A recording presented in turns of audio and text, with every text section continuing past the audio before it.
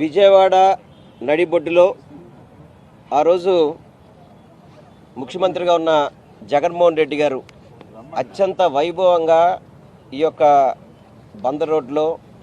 అంబేద్కర్ గారి యొక్క 125 అడుగుల విగ్రహాన్ని, ఒక విగ్రహమే కాదు విగ్రహంతో పాటు ఆయన గురించి చరిత్రగా ఉండే విధంగా అన్ని విధాలుగా కూడా దీన్ని శ్రద్ధ తీసుకొని దీన్ని ప్రారంభించడం జరిగింది. ఆ తర్వాత ఈ కూటమి ప్రభుత్వం ఏర్పడి 15-16 నెలల్లో ఈ విగ్రహాన్ని చూడలేక, ఎందుకంటే చంద్రబాబు నాయుడు ఇటు వెళ్ళేటప్పుడు అటు వచ్చేటప్పుడు చూసి ఈ నిర్మాణం చూసి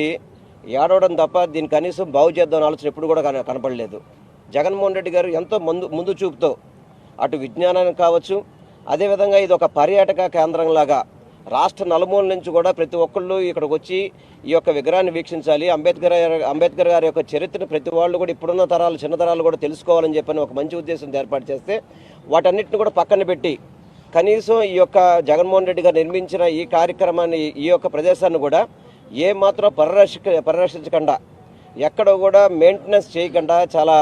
ఇబ్బందికరంగా అంబేద్కర్ గారిని అవమానించుకునే విధంగా ఈ యొక్క కూటమి ప్రభుత్వం పరిపాలన కనబడుతుంది.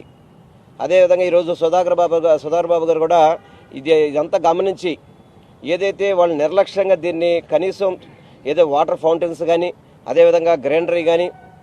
మిగతా వాళ్ళు ఎవరో పట్టించుకోవట్లేదు, మనమన్నా చేద్దామని చెప్పి ఉద్దేశంతో ఈరోజు వైఎస్ఆర్సీపీ కాంగ్రెస్ పార్టీ నాయకులందరూ కూడా ఈ యొక్క ఆవరణని క్లీన్ చేసే విధంగా ఇక్కడికి రావడం జరిగింది. ఇది ఒక నిరసనలాగా కావచ్చు, ప్రభుత్వానికి కనువింపు చేసే విధంగా ఈ కార్యక్రమం మేము చేయడం జరిగింది. ఎప్పటికైనా కానీ ప్రభుత్వం కళ్ళు తెరిచి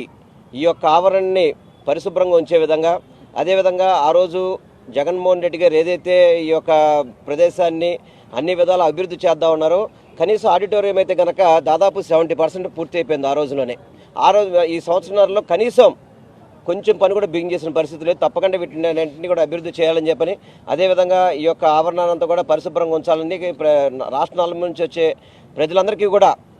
ఆహ్లాదకరంగా ఉండే విధంగా చేయాలని చెప్పని మేము డిమాండ్ చేస్తున్నాం.